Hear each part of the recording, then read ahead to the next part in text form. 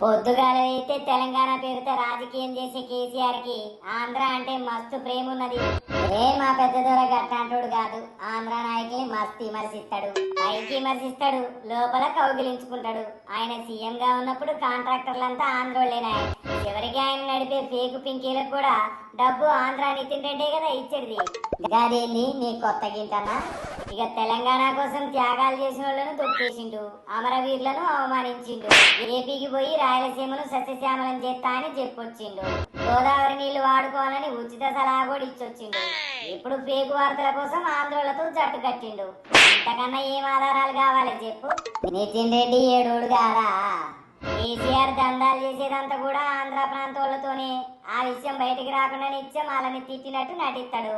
రాజకీయ లబ్ధి కోసం తెలంగాణ సెంటిమెంట్ను రెచ్చగొట్టి మనలాంటి వాళ్ళ జీవితాలను ఆగం పట్టిస్తాడు.